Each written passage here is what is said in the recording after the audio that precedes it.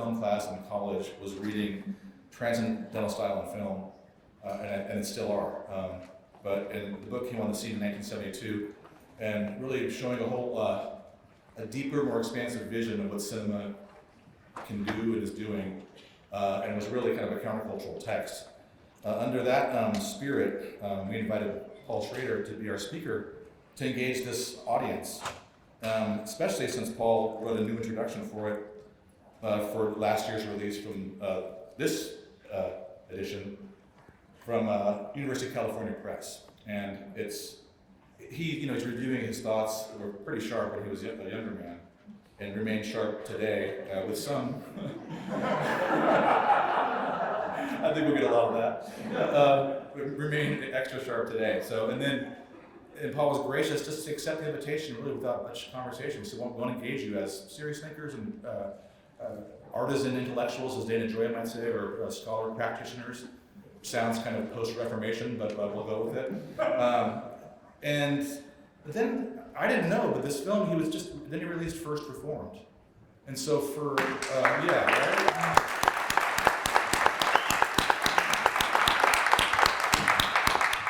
Thank you, Justina. Yeah, actually, I was writing the script and this essay at the same time.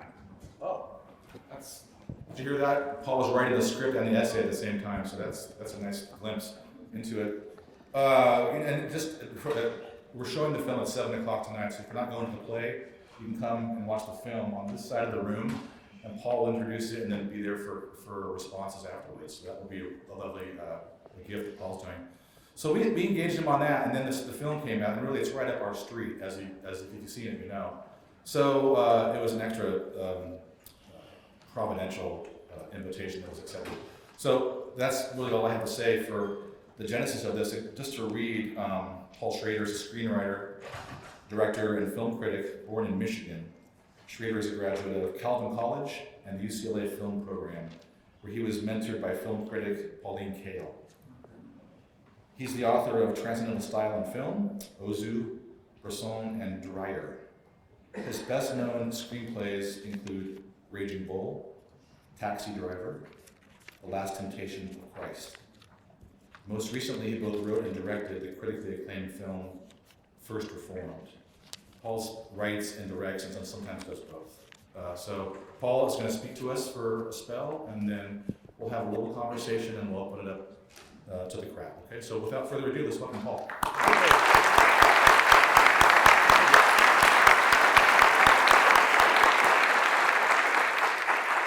Yeah, I was a cradle Christian, a phrase I heard today for the first time from across the lake in western Michigan, a product of the Christian school system, Westside Christian, Grand Rapids Christian High, Calvin College, which is now, as of this year, Calvin University. So here are some thoughts I put together about when I... Yeah. About when I decided to revisit this book, or this is the revisited book.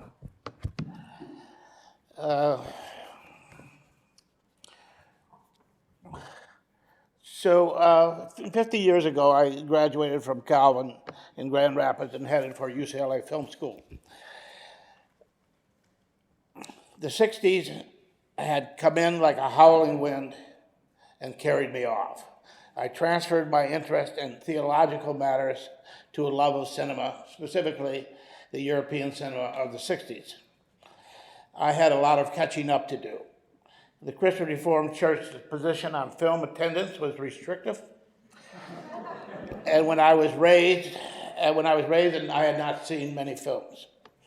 So in Los Angeles, I became a movie buff and a film critic, and I saw movies constantly. But I remained curious. Was there a connection between the world I was living in and the world I had come from? In certain films, I sensed a link between my past and present, between the sacred and the profane, between the life of the soul and the commercial life of film. But it was a link of style, not content. And it was this insight that I had, an insight others have had before me. Spirituality in art is about the how, not the what. The form reveals the content. Content is crucial, of course, but content is defined by form. Just a little bit of a side, which is pretty much the opposite of everything I heard earlier today. So at the age of 24, I wrote Transcendental Style film. I realized I was too young at the time, but I also realized if I didn't write it then, no one ever would. I never would, rather. I didn't see anyone else writing it either, so I took the plunge. Transcendental Style I proposed in that book was informed by the films of Ozu, Bresson, and Dreyer. Their films use similar techniques to draw the viewer into contact with the ineffable, the invisible, what Rudolf Otto called the holy other, or what in Zen terminology would be Mu. These techniques were to varying degrees withholding techniques. They hold elements away from the viewer, elements the viewer expects. The viewer gets less. The essence of motion pictures is action and empathy. Photographs create empathy. You see a picture of something and you relate to it. And then the photographs move, action and empathy. These are the great engines of motion pictures, the source of their commercial appeal. In place of action, Transcendental Style offered delayed action, sometimes inaction. Characters speak slowly, walk slowly. There are lengthy tableaus where nothing seems to happen, excessively long camera takes. Take, for example, the delayed cut. Normally, you make a cut on action. So if someone is coming in that door, the splice will be dropped as the door opens or as the door closes. And Bresson was the first director I saw violating this rule. And I saw it in Pickpocket, and he would hold out a door, and then a character would enter. Or he would take a character to a door, and they would exit, and then he would hold on the door. Now that's not how your eye works. You don't watch a door after somebody leaves. You find something else to watch. But now you're in a darkened theater, and there's nothing else to watch. And so now you're sitting there watching that door. Well, what's happening? Well, something is happening, and it's not nothing. This type of style also retards empathy. Transcendental Style uses flat expressions, both in scenic design and in performances, often by non-actors. In conventional films, dramatic scenes are added to enhance empathy. See the dog, see the boy watching the dog, back to the dog, back to the boy. In Transcendental Style, it has longer takes and fewer cuts. No editorial winks or nudges. No one saying, this shot is more important than this shot. The viewer isn't being instructed by edits. The viewer's eye must make choices. Which of the characters on screen is more interesting at this moment? The person speaking or the person listening? The same is true with music. Underscoring is the simplest and most effective way to dictate emotion. It tells you how to feel, happy, scared, sad, and so forth.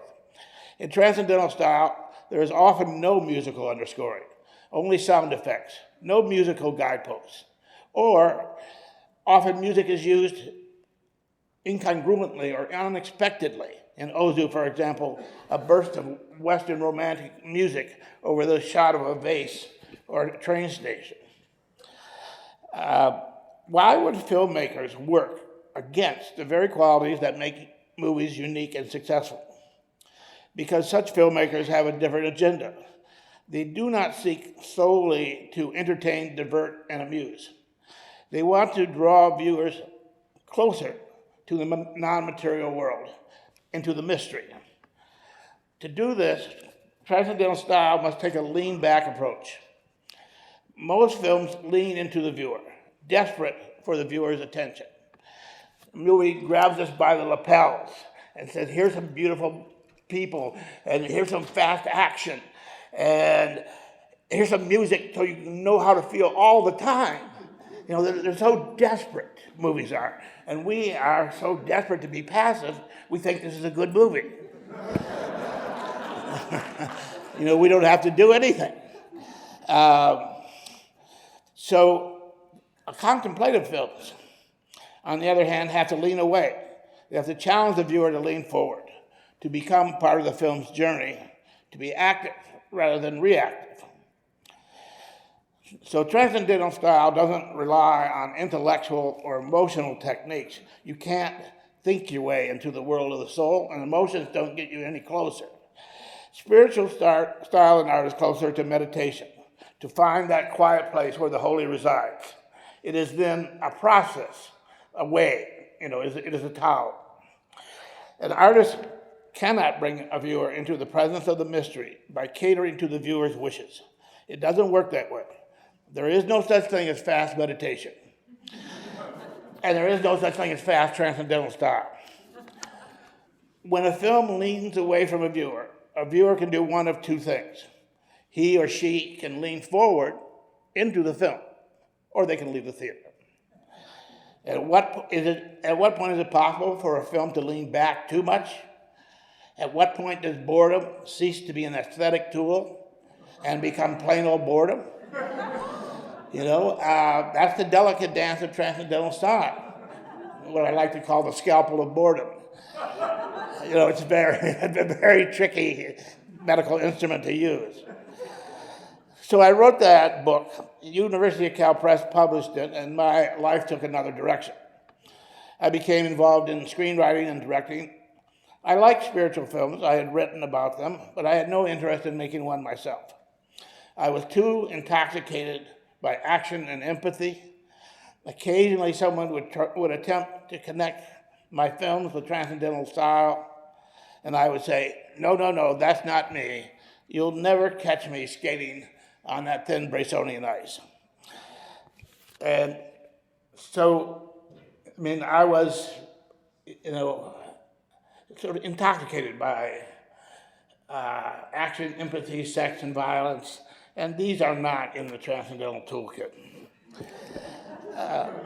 Then 3 years ago, I was invited to observe, I guess it's 4 years ago now, I was invited to observe a panel at SCMS, Society for Cinema and Media Studies, at their yearly conference, and the panel was called Rethinking Transcendental Style.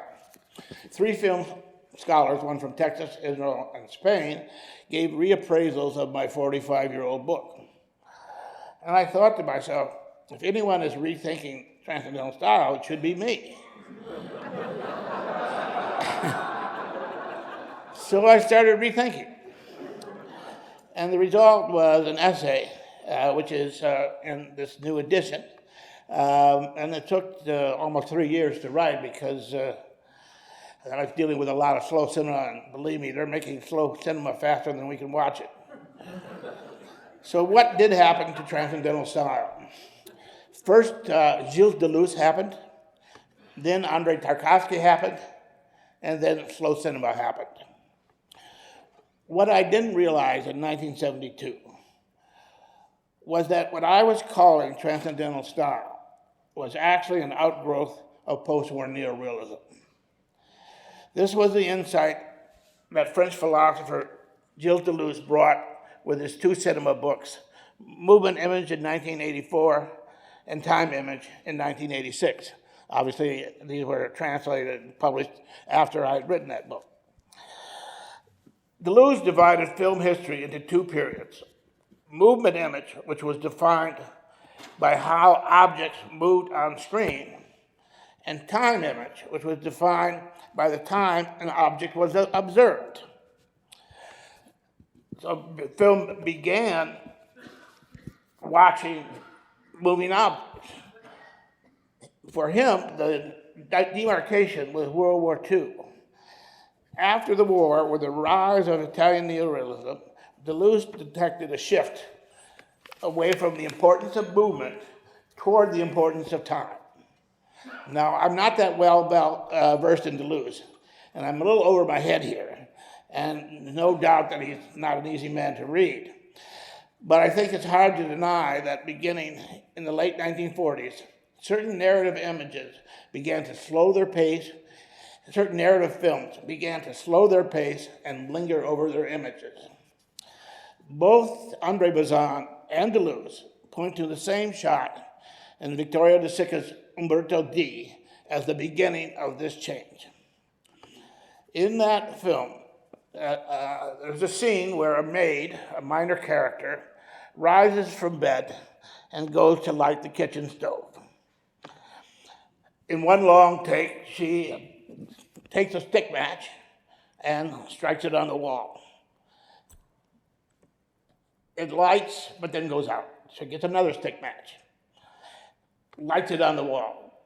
This time, she holds it to the gas, turns the gas on, and the flame goes out. So uses a third match. This time lights it same place on the wall, takes it over to the gas stove, turns the gas on, and now the gas burner ignites. Now, what has happened here? De Sica is shifting the center of gravity of this scene. The scene becomes not about the movement of striking a match, but the time spent watching the striking of a match.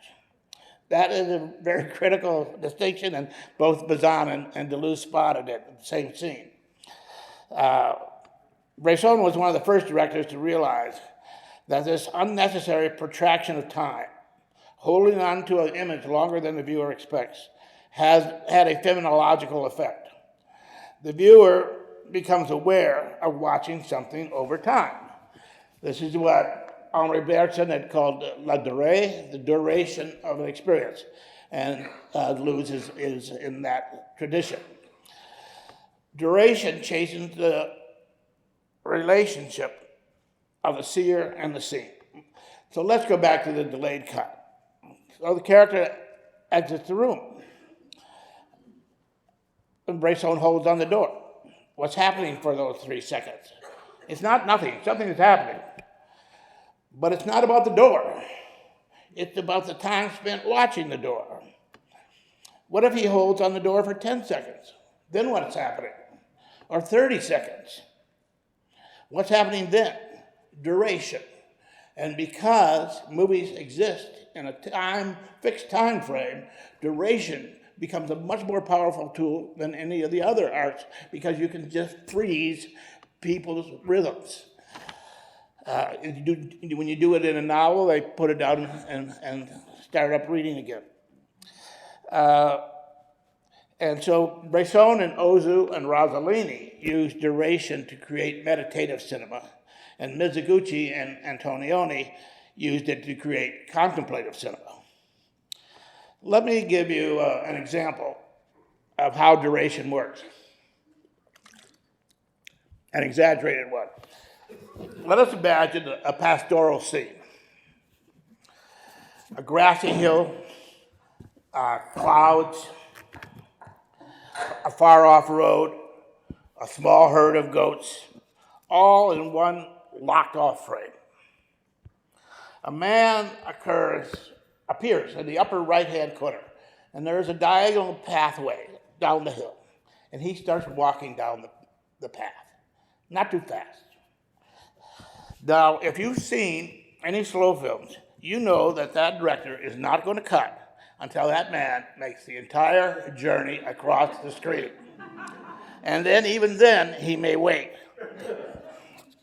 until the man has exited. So, what's happening when you watch this? Well, your mind begins to wander. You look at the goats. There are 5 of them. You listen to the wind and the trees. You watch the shape of the clouds. You hear the sound of distant children.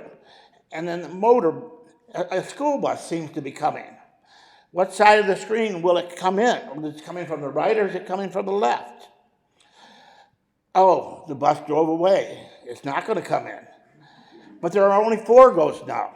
One of them must have left when I was worried about that school bus. Oh, the man's almost halfway down the hill now. but the sky seems darker. Is a storm coming? And what's that? And why is the wind so much louder? And what's that sound? Is the school bus coming back? So what's going on here? You, the viewer, are watching a movie, but you're also creating one. Your own movie about children and a school bus and goats and an impending storm. You have become an active viewer. You are leaning forward into the film, leaning into the making of the film. At the time, Gilles Deleuze was formulating his theory of time image, which is duration. Andrei Tarkovsky, the Russian director, was putting it into practice.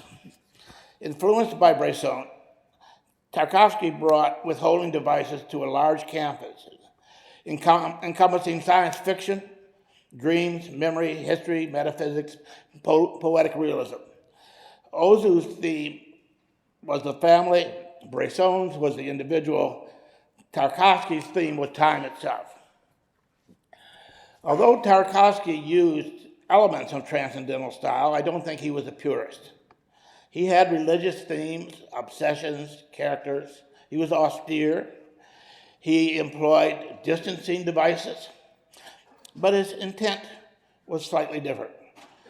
A transcendental guide or guru or self-effacing film director seeks to escort his respondent to another level of consciousness. Tarkovsky was more interested in passing through the portal himself than escorting the viewer. This seems clear in his 1984 film Nostalgia. At the end of the film, the character of Dominic, who's a deranged mystic, immolates himself, sets himself on fire. In response, Andrei, the film's protagonist and Tarkovsky's surrogate, fulfills a promise to carry a lit candle across the waters of a mineral pool. The pool is empty, but Andrei struggles against the wind and his failing health to complete his task. Back and forth, back and forth.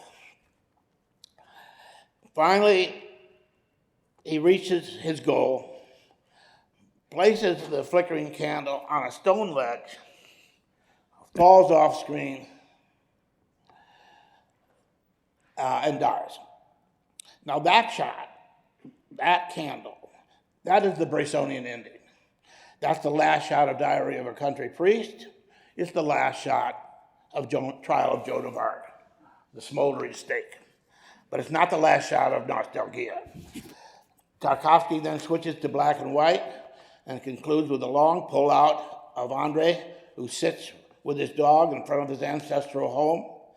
And as it pulls out, it is revealed to be inside of the ruins of a stone cathedral. The subject of the film isn't the candle, it isn't the icon, it is memory, and Tarkovsky's memory. Tarkovsky's films mark a dividing point in the history of durational cinema. Before Tarkovsky, the use of withholding and distancing devices, what Deleuze called time image, took place in the context of commercial theatrical cinema. Transcendental style falls in this category. After Tarkovsky, these devices became increasingly exaggerated, and they fell into the domain of film festivals and art museums. The 3-second Bresson shot of a door became a 10-minute static shot of nature. Transcendental style had morphed into that hydra-headed monster we call slow cinema. Without going into it at length, slow cinema refers to films of considerable length where very little seemingly happens. Bellatar's Satan Tango, for example, runs 7 hours long, and the opening shot is of cows wandering in a farm courtyard for 7.5 minutes. That's why it is essentially outside the purview of commercial cinema. Cinema, in my opinion, is inherently narrative. When an image occurs over time, that's narrative. When 2 images are conjoined, that's narrative. Film narrative has become more and more complex over the decades, but what happens when it becomes less complex? What happens when it dissembles? What happens when movement image becomes time image? What happens when action becomes duration?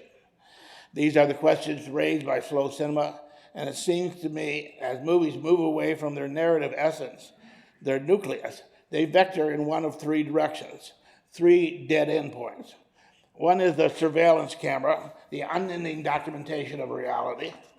Another is the art gallery. Film is pure abstraction of color and shape. And the third is the mandala, the fixed image suitable for meditation. So let's go back to the maid and Umberto D, who struck her match 3 times. In 1975, Chantal Ackerman's Jean Dielman spent a 30-minute stretch watching its protagonist do household tasks. In 2009, the maid and Dielman had morphed into the family members of Jean-Louis Oxide II, who prepare and eat dumplings over the course of her 132-minute 9-shot film. Well, the next stop is the surveillance cam. And yes, you can see the surveillance cam movie, but it will be in an art gallery. In fact, you can hardly go to an art gallery without seeing a movie. So the art gallery then, what defines these vectors is their origin and movement image and their endpoint and conceptual essence. And the fact that at some point, they pass through the Tarkovsky ring. And the Tarkovsky ring is a celestial marker which separates commercial cinema from museum cinema. So in closing, I return to the question with which I began. What happened to transcendental style? It's still there. It's still being used. Transcendental style is, of course, way far within the Tarkovsky ring. It's relatively close to the nucleus, in fact. The style is designed for audiences, not academics, smaller audiences, but audiences nonetheless. These films may use duration, they may employ boredom as an aesthetic tool, but it is in service of an audience. In recent years, I would describe films that employ these techniques as Alexander Sokorov's Mother and Son, Carlos Rigado's Silent Light, Bruno Dumont Heydrich, Jessica Hauser Lords, Pavel Pavlovsky Ida, Dietrich Brueggemann's Stations of the Cross, and Eugene Green's Sapienza, which all use elements of transcendental style, and I guess now I should probably add First Reform. That's sort of a little nutshell. There was a moment in March of 1969. I had one of those road to Damascus moments. I was a film critic for alternative radical LA Free Press. And I went to a critical screening in the morning of Pickpocket. It was finally being released in Los Angeles 10 years after it was made. And it's a short film, only 75 minutes long. But in that 75 minutes, while watching that film, I had 2 things happen to me. And those 2 things sort of defined my life. One was, I had this insight about the bridge of style, that spirituality in cinema is connected by style, not by content. And that film, like all the other arts, that style, whether in a cathedral or in a rock garden, is what leads you to spirituality. And the other insight I had, or awareness, was that I had no intention of being a filmmaker. I did not think it was me. I did not think I had that temperament. In fact, I looked down on filmmakers. I was one of those, film critics that tends to say, we'll tell you when you make a good film. And I was living in a house with 4 students from UCLA who were making a biker film called Naked Angels for Roger Corman. And I thought this was just the crudest, if this is what movie making is, I just, disdained it.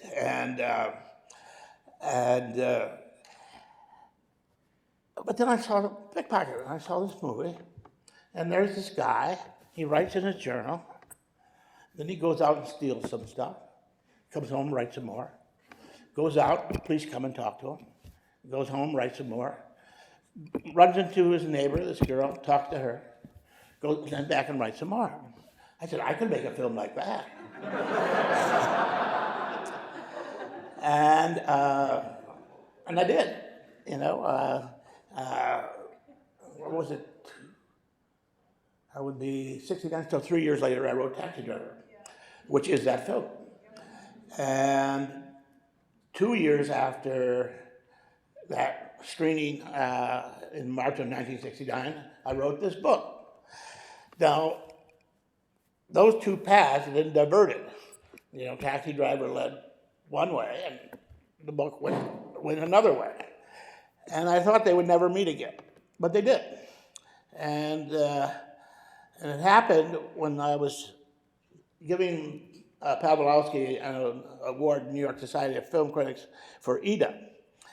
And he had read my book, and I had liked this film a lot. And we started talking about spirituality and cinema. And afterward, I walked back up to my apartment in New York, and I said to myself, it's time now. It's time to write that script you swore you would never write. It's time to write a spiritual film. And it was an intellectual decision. It was just, you're going to be 70 next year. What do you got to lose? Write it. And the moment that freed me, once I made that intellectual choice, then all kinds of repressed feelings and ideas about filmmaking came into play. And the idea of how to make a film where the camera doesn't move, and how to make a film with a slower pace, and all of that.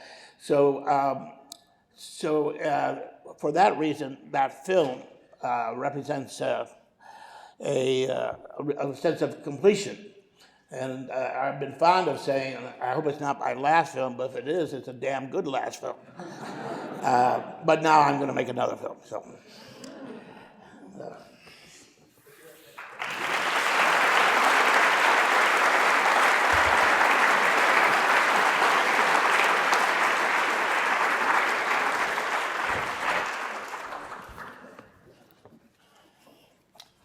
If you haven't seen Ida, that's a film to watch. I keep thinking of the thresholds in that movie. It's perfection. And then I was thinking, characters are writing journals with De Niro's character in Taxi Driver, and then Ethan Hawke's character, Reverend Toller. They're journal writers. Yeah, well, often Taxi Driver was. Light Sleeper was a journal writer. Yukio Mishima was a journal writer.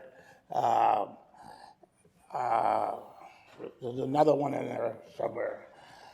I forget who. But I love journal writers, and I love narration. And here's why. A kind of strategy I stumbled upon, and I find it still works, which is you use voiceover, which is like intravenous feeding, very bland, and you just, it seeps in to the bloodstream, and people don't realize it's going in, and they can't taste it. And it's always a mixture of commonplace.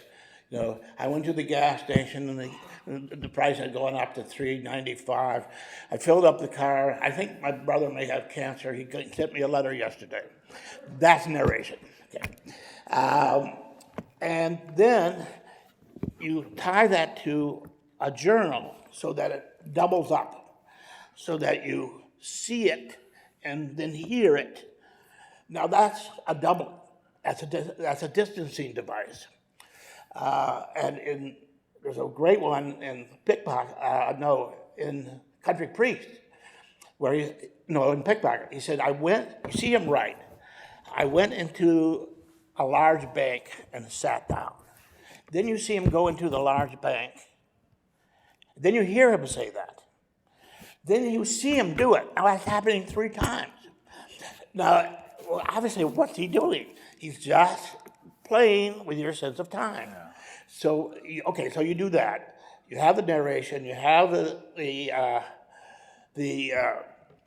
diary. Then you get into a monocular perspective. You only see what the character sees. If he's not there, you don't see it. It's only his world. So it's just one long eyepiece. So now you're going along in this sort of life. He's going here, he's going there. And you try to do this. You do this for about 45 minutes. And the audiences will start to empathize. They will start to relate. And you can't watch a character for 45 minutes and listen to his thoughts and without making a connection, without, I'm blanking on the word I'm looking for, but without, what's the word when you make a connection to a character? Oh, when you, Identify. Identify. You start to identify with a character. Okay. Then all of a sudden the character starts to swing a little bit, not too much, little by little. And he's starting to veer off the path. And now you're an hour and 10, 15 minutes in, and you're starting to realize that this character who I'm identified with, I don't think is worthy of my identification. He's becoming somebody I wouldn't identify with. But I've now invested an hour and 15 minutes. How do you get them to re-enlist? How do they re-enlist then in that case? No, they're there. They're hooked because it's just enough. You know, you're not veering that much. You're just veering a little bit more, and they want to know how is this going to turn out. And so now you have them, and if you can do that, if you can get a viewer to identify with a character they don't think worthy of identification. Yeah. It's like smacking them on the head with a tire iron. You just whack, because they have to now do some work themselves. Yeah. They've got to put this together. If I liked Reverend Toller so much before, what do I think about him now? How do I seal that crack in my head? Because that damn director is not going to seal it for me. And the moment that happens, you're doing the best thing you can in art. And it doesn't matter what the viewer's solution is. It will always be a great solution because it's the viewer's solution. And so all you're trying to do is whack them on the head hard enough so that they come up with an answer. And so there have been a number of interpretations of that film, the ending of that film. Yeah. And I had just taken the position that they're all correct. Thank you for that. Okay. And that's a beautiful position to take. That's what the beauty of art, really, the interpretive quality of the dialogue, which is great. Before I go further, I want to make an announcement of a 1 degree of separation. Tobias Wolff in This Boy's Life, Robert De Niro played an important part. Yeah. And you directed Robert De Niro. No, I didn't. Never did. Oh, you wrote Travis. Yeah, I wrote a couple of scripts he did. Yeah, but I never directed them. No, it's okay. Thinking about theology now, you know, did you minor in theology or major in theology? Well, at Calvin, everyone had to minor in philosophy, which was essentially theology. Yeah. I had to take 6 hours of Calvin's Institutes. Okay. So I don't think you have to do it anymore. But it was also a seminary, so it was all geared that if you did the undergraduate program, you were, also queued up to join a seminary if you wished. Yeah. So just as an artist, a thinker, creator, and thinking maybe someone like Tarkovsky, and this idea of I know you like narrative, of course, who doesn't? But then in slow cinema or maybe in transcendental style, narrative, it might be like a Western, or it's a kind of storytelling that might press on the iconic imagination, where you have something more fluid and unorthodox. Can you help me think that one through a little bit? Am I onto something? Well, I mean, just this idea of extending time, demanding that not answering the simple questions for the viewer, demanding that the viewer sort of answer them. The Romanians also do it in that film 432, 4 months, 3 weeks, 2 days. It was like you have these long scenes with a girl and her other girlfriend talking, and they're on either ends of the screen, and there are no edits.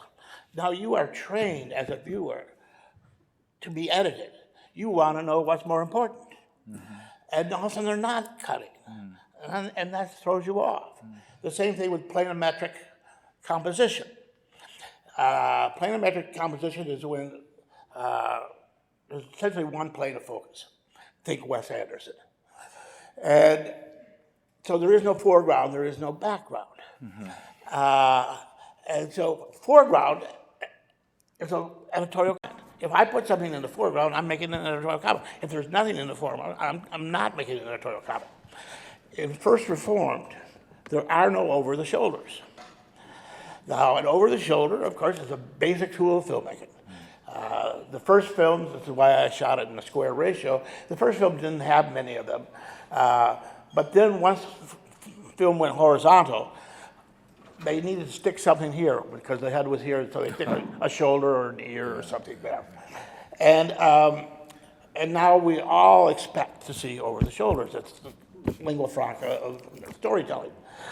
And I don't think anybody who watched First Reformed said to their person next to them, "Oh my God, there are no overs."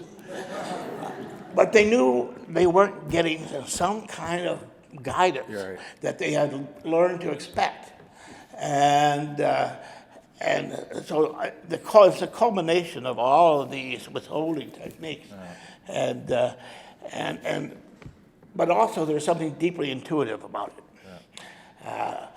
Nobody can really, a lot of people have tried to copy Brissot. You can't, it's very hard to copy.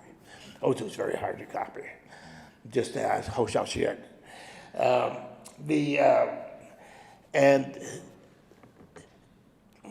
Now I lost my thought. Yeah, Maybe you it'll can come pick up. back. Yeah, I'm sure it will. Maybe I grabbed onto something there. So I'm thinking of Dogma 95 and someone like Lars von Trier, who's doing a lot of edits, and then freezes something at the very end. How does that strike you? Well, that's not. That's a kind of Godardian manipulation for fun and intrigue, but it's not essentially about duration. And the thing about duration is you got to do it. You can't do a little of it. I mean, that's one of the problems with Scorsese's film Silence is he does only some of it, but then he gets scared and he's essentially a San Gennaro organ grinder, that's his personality, and all of a sudden he starts moving the camera. And he starts letting the actors act. Well, you can't let actors act in these kind of films. It's the oldest rule of drama. If they're crying on stage, they're not going to be crying in the stalls.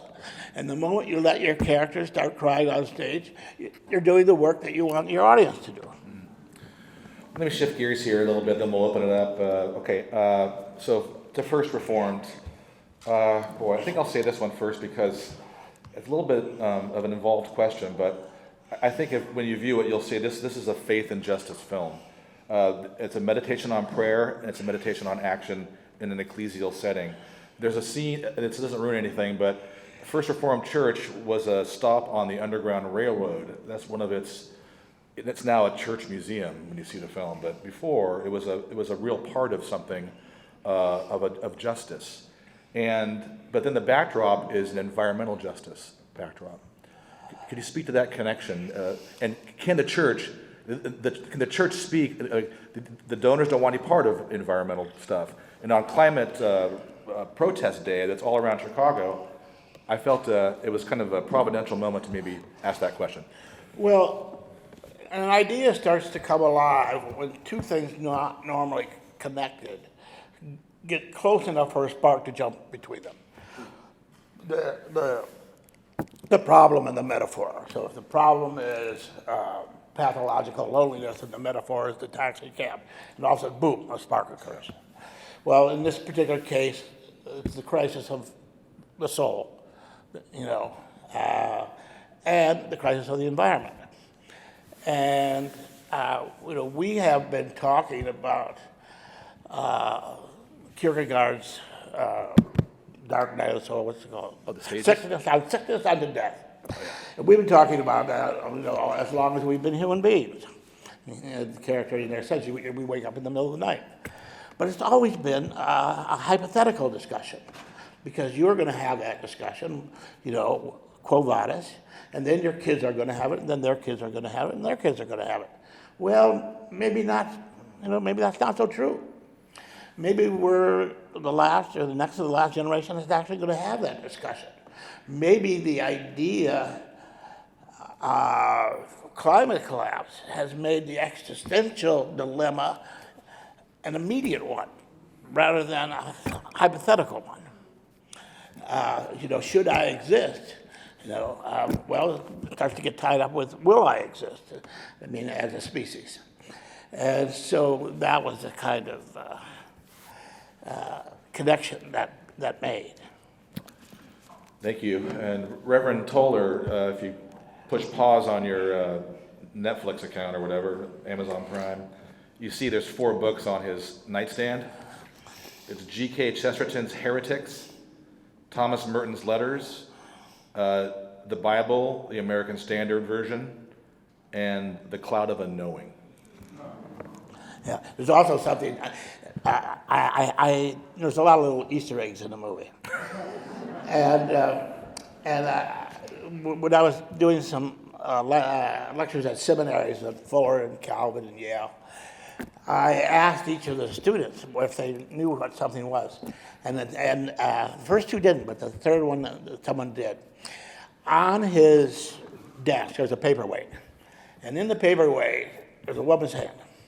And in the woman's hand is a hazelnut. Oh, yeah. And you know where that's from? I don't know. Oh, to Norwich. Oh. Yeah. The very first book of meditative contemplation, Julian of Norwich. And she looked at a hazelnut in her hand and until she saw the entire world. That's right. Yeah. So that's one of the fun things about making films. You can drop little things in there, and if one person gets them, you're happy. That's great. That's marvelous. Let's see where we can go from here. I'll do one more, then we'll get ready to open it up here. On first reform, what could it be? So much to think. Ethan Hawke did a good job. So did you let him act, or did you? How does it? You just said there's something about actors start acting. No. First time I met with him, I said, you know what a recessive performance is? I think so.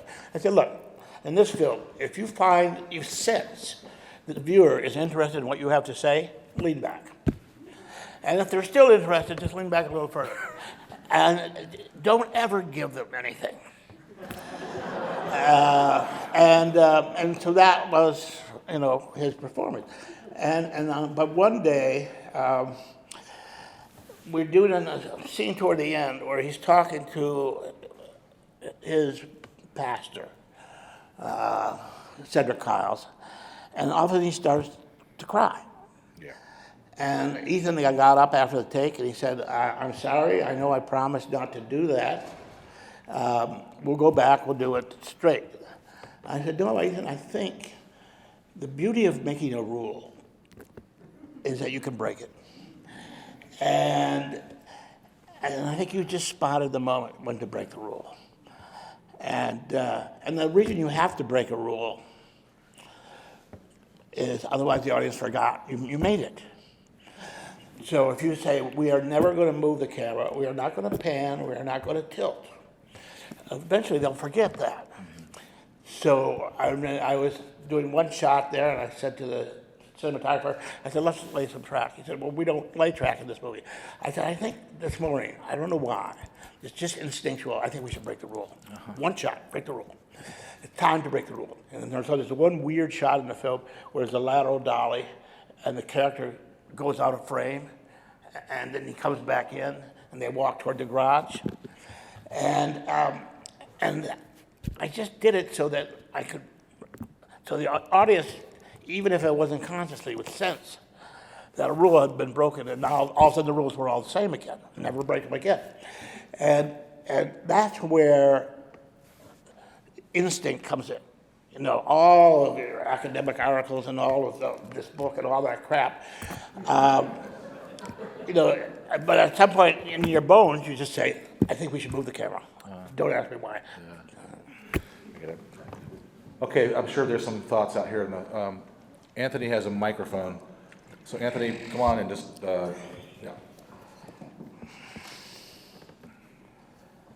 I have two brief questions. One, Ozan used his camera, I understand, low to the ground. Do you think he was trying to give a child's vision of reality in doing that? And my second question is, Kieslowski's films, especially Blue, do you think he demonstrates some elements of transcendental style in his filmmaking? Well, Oda was just the tatami position. That's essentially the seated position for a Japanese person on a tatami mat. So it's down here instead of here where we would put it. That's really where it comes from. Kieslowski, yeah.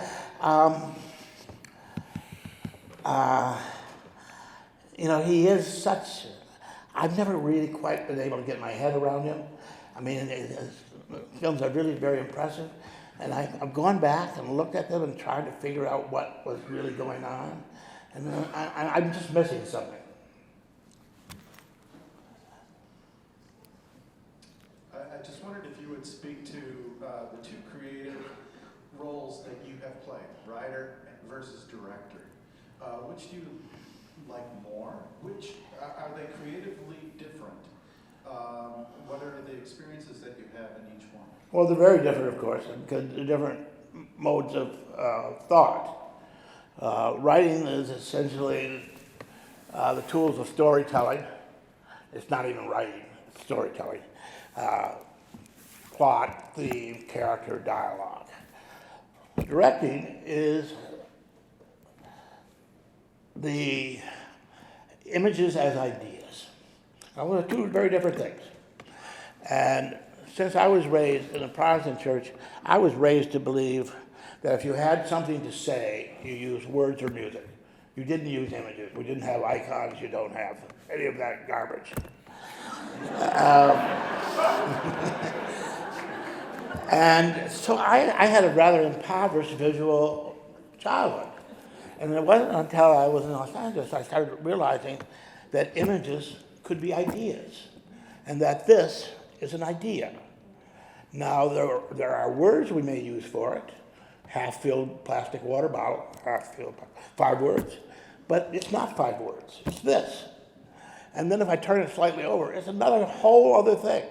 And then if I pull away from it, it's a third thing. These are 3 different ideas. So after you've written a script, you have to sort of almost regard the script as a stumbling block, as a hindrance.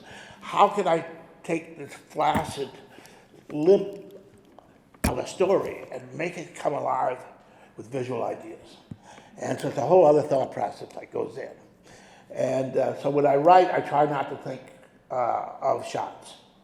I just write the bones.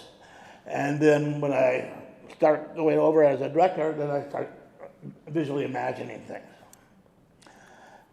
Great. You mentioned that when you started writing Taxi Driver, it was a departure away from transcendental style. And I'm just wondering, at the end of the film, if Scorsese does it in a certain way with that aerial shot, sort of introduce something like transcendental style, although, of course, then it goes on and incorporates it into a narrative, sort of in the way that you're saying Tarkovsky does also in his film. I'm curious as to your take on that, and also if there's anything that you would have done differently that you directed. Well, I'm very glad I didn't direct it. I wasn't there yet. I couldn't have done the job he did. There is nothing of transcendental style in film. There's a lot of other stuff in there. I mean, in Taxi Driver, but there's no transcendental style. And that one ceiling crane shot is actually the only camera move I put in the script. So that was in the script. That's why I think the silence is so fascinating, because Marty is moving into an area. See, Taxi Driver is really where he's comfortable. Marty's moving into an area where he's less comfortable, which is this aesthetic world of these priests. And you could just see him being torn apart watching the movie. It's like watching a director being drawn and quartered on screen. Thank you very much for that. I think you spoke with a lot of power and a lot of clarity about the sorts of demands that slow cinema and transcendental cinema make on viewers. Now, I love the films of Bellatar as much as anyone. However, I think that maybe in our current age, in an age where we're so sort of hyper-connected to our technology, particularly to our cell phones, I sort of fear that we're losing not only our sort of capacity to lean forward, as you suggested, and engage with films in a meaningful way, but in a lot of ways we're also losing the theatrical experience of going out to see films. On the other hand, though, I do think that companies like Amazon and Netflix, I mean, of course, Martin Scorsese's The Irishman is about to be released through Netflix. However, on the opposite hand, these streaming platforms are sort of getting us used to half-watching films while we sort of fiddle around with our cell phones. So I suppose my question is, I'm just wondering if I could get your thoughts on the state of the industry and the state sort of what your thoughts are on streaming. Thank you. Yeah, well, that's a pretty big subject and probably a subject for another conference. People say, so I'm not going to answer the question directly. I'm going to answer part of it, which is, in our new hyperkinetic cinema, with, every, what is it now? They say every 20 years, the number of cuts in a film double. So if you go through the history of film, you just start doing the cuts, like Wild Bunch was, the most cuts in the history of film when it came out. Now it looks slow. So now we're all riding in Tony Scott's race car. And they say, well, doesn't it make it harder to do slower cinema? And I said, no, it makes it easier. Because in the past, when you slowed down, people just thought you were not good. But now they know you're doing it intentionally. That's great. Hearing a lot of male voices over here, and is there, I don't mean to be gender politics, but are there any women who have any questions? Maybe about how Paul Schrader writes women in his films, but I don't know, that could be a question. Anybody? That's not a mandatory thing, but, okay, any questions? That's good. We have time for a couple more.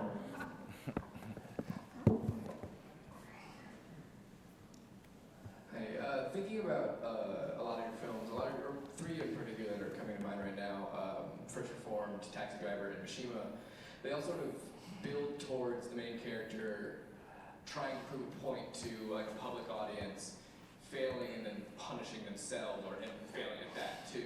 Is there any reason you're drawn towards these sort of stories, do you think? Well, it's Christianity. It's the pathology of suicidal glory. We're all soaked in the blood. And this notion that I can earn my redemption through my own suffering. And that is a mighty temptation, and it's a sinful one. And, God did that, Jesus did that for us. We're not supposed to earn it, but the idea of earning it is so seductive. You talk about Flannery O'Connor, Hazel Motes, I'm going to earn this. I'm going to put out my eyes, like Samson, I'm going to wrap myself up. And so that's where it comes from. And I knew Taxi Driver was a pathology of suicidal glory, and I wanted to write another one on it. And I realized the really interesting way to do it was go to the other end of the bookcase, go to the East, go to a homosexual, go to a literary novelist, go to a wealthy, prestigious, respected man, a family man, and show him in the grips of the same pathology. This idea that Bushido I will earn my own transcendence. And that's why it is such a viral pathology. And it's also full of all the Abrahamic religions. It's in Judaism, it's in Islam, it's in jihad. I can do it myself. I don't need you, Lord. No. And so that's all been lingering underneath a number of characters I've written just because it's my background. Hello, yes, please. Thank you. In First Reformed, your character, Ethan Hawke's character, reads from Thomas Merton. And I'm wondering if Merton is a particular interest of yours and how you were introduced to Merton. Well, Merton is the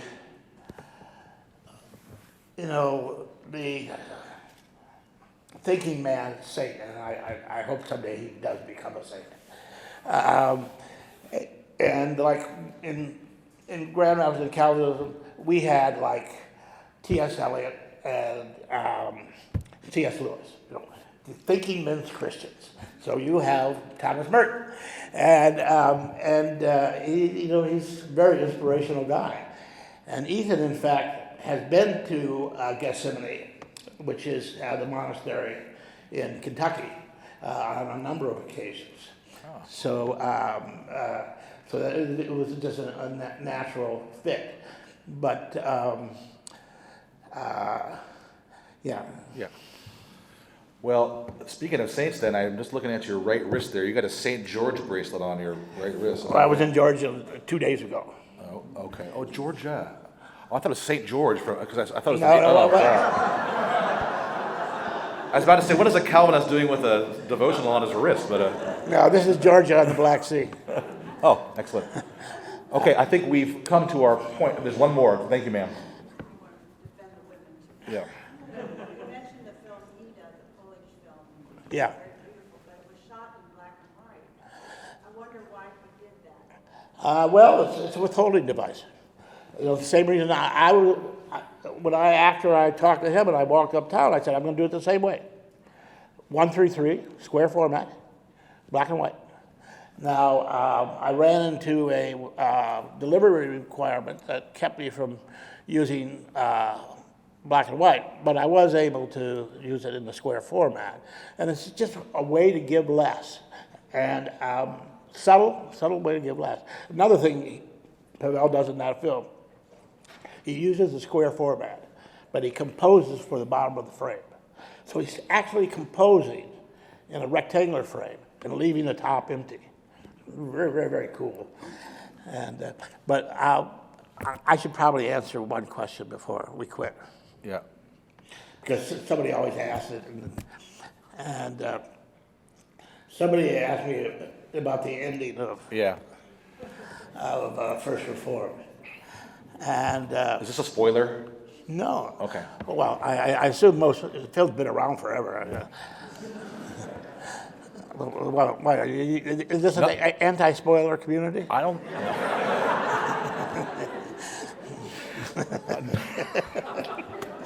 Please continue.